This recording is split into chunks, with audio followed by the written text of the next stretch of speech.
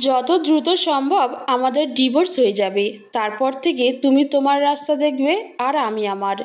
কুণাল বলল। অয়ি সব শুনেই মুখে রা অবধি কাটল না। আরাম করে সবজিগুলো ছুরি দিয়ে কেটে তরকারিতে ঢালল। কুণাল দেখে বিয়ের পর অয়ি সবজি বটি দিয়ে কাটতো। তারপর কুণাল হাতে ধরে শিখিয়েছিল কিভাবে ফল থেকে শুরু করে সবজি ছুরিতে কাটা যায়। আজ অয়ি সব শিখে গেছে, অথচ যে এসব শিখিয়েছিল সেই আজ কতটা দূরে। শরীরের দিক থেকে এই তো সামনেই, কিন্তু মনের থেকে দূরত্বটা গুণা যাবে না বোধহয়। অয়িকে নির্লিপ্ত থাকতে দেখে কুণাল কিছুটা এগিয়ে আসলো। আবারও একটু জোরে শোনালো, পরশু উকিলের সঙ্গে দেখা করতে যেতে হবে। দুপুরে আমি অফিস থেকে ফিরে তোমাকে নিয়ে যাব। অহি এবার হালকা হাসল। তরকারি প্রায় হয়ে এসেছে। অয়ি হেসে হেসেই বলল, অত কাজ করা লাগবে না আর, ঠিকানা দিও, আমি পৌঁছে যাব। অয়ি কি কুণালকে ছেড়ে দিতে এতটাও মরিয়া? ভেতরে ভেতরে হাঁসফাঁস করে উঠল কুণাল। প্রেমের বিয়ে তাদের, কখনো এতটা অবহেলা এতটা ক্ষোভ জন্মাতে পারে দুজনের মধ্যে ভাবেনি সে। অথচ জন্মেছে অয়ি কেমন পাল্টেছে। অয়ি পাল্টেছে নাকি পাল্টানোটা কুণালের? কুণাল টাইটা আলগা করে ঘরে গেল। গলার মধ্যে ফাঁসের ন্যায় লাগছে কেন টাই? অহি রান্না শেষ করে টেবিল সাজালো, তারপর ডাক দিল কুণালকে। কুণাল ফ্রেশ হয়ে খেতে বসলো। টেবিল ভর্তি আগের মতোই সব খাবার ভীষণ যত্ন দিয়ে সাজানো। কুণাল খাবারে হাত দেওয়ার আগে বলল, সংসার নিয়ে এত ঝামেলা পোহানোর প্রয়োজন নেই, কটা দিনই তো আছে, তারপর তো।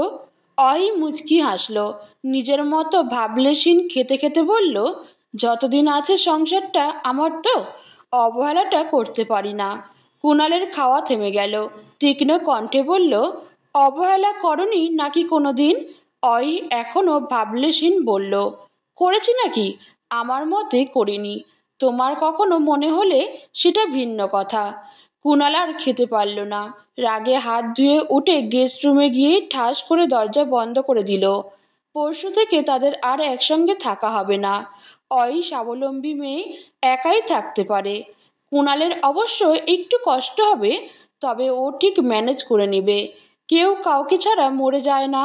রাত পোহাচ্ছে নিজের মতো করে। রাতে কুণাল ভীষণ এক দুঃস্বপ্ন দেখে। স্বপ্নটা হচ্ছে কুণাল ও অয়ির ডিভোর্স হয়ে গেছে। অয়ির অন্য জায়গায় বিয়ে হয়েছে। অয়ির ওই অন্য স্বামী কুণালের চেয়ে সুন্দর, ভীষণ ভদ্র আর ভালো। অয়ি সেই স্বামীকে নিয়ে বেজায় সুখী। তার আর কুণালের কথা মনেই নেই। অয়ির সঙ্গে একদিন কুণালের দেখা হলো। অহি তার ওই স্বামীর সঙ্গে হানিমুনে এসেছে। আশ্চর্যজনকভাবে তাদের বেডরুমের দৃশ্য দেখে ফেলল কুণাল। অহি অন্য কাউকে লজ্জা পাচ্ছে, অন্য কারোর সঙ্গে ঘনিষ্ঠ হচ্ছে, পুরো ব্যাপারটা কুণাল একদমই নিতে পারল না।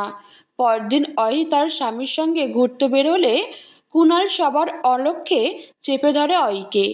অয়িকে আড়ালে টেনে নিয়ে একটা কথা জিজ্ঞেস করে, তুমি কেন ওর সাথে এভাবে? তুমি আমার অহি, অন্য কেউ তোমাকে কেন এতটা ভালোবাসবে? অয়ি হাসলো, কেমন তাচ্ছিল্য নিয়ে বলল, কারণ তুমি ভালোবাসোনি তাই। অয়ি মুখ ঝামটি দিয়ে চলে গেল। কুণালেরও ঘুম ভেঙে গেল। পরদিন সারাদিন কুণালের একটুও ভালো কাটল না, বরঞ্চ ডিভোর্স নিয়ে অয়ির এমন নির্লিপ্ততা তাকে ভাবিয়ে তুলল। অয়ি ভালো মেয়ে, এক কথায় সর্বগুণে গুণান্বিতা। তাকে যে কেউ ভালোবাসবে, অয়ি ডিভোর্সের পর যে কাউকে পেয়ে যাবে। কুণাল তো অগোছালো, কুণাল কাকে পাবে? কাউকে না। আর কেউ আসতে চাইলেও কুণাল দিতে পারবে না কাউকে অহির জায়গা। আর নাইবা পারবে অন্য কাউকে অহিকে পাশে সহ্য করতে। ওইটুকু শক্তি কুণালের একদমই নেই। তারপর সেই দিন কুণাল অফিস থেকে ফিরল হন্তদন্ত হয়ে। অহির সঙ্গে সে কথা বলবে, কোনো ডিভোর্স নয়। তারা স্বামী স্ত্রী, ভীষণ ভালো তাদের সম্পর্ক। এই ভালো সম্পর্কে কিসের ডিভোর্স? কুণাল অফিস থেকে ফিরে দেখে অহি বাসায় নেই। কোথায়? ড্রাইভারকে কল দিল কুণাল। ড্রাইভার জানালো অহি হাসপাতালে গেছে।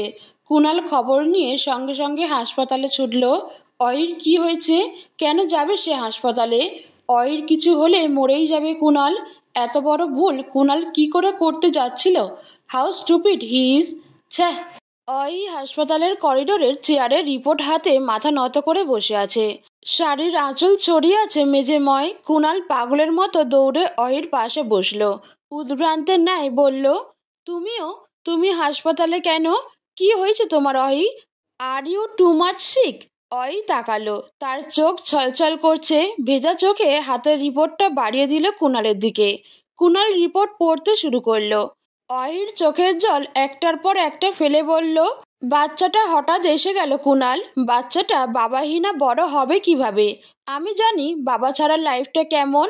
আমার বাচ্চাকেও আমার কপালের দোষ ছাড়লো না কুণাল। কি করব আমি কুণাল? কিভাবে করব? আমার মাথা ভার লাগছে। আমি বুঝতে কুণাল আর কোনো কথা শুনলই না। আচমকা শক্ত করে জড়িয়ে ধরল অহিকে।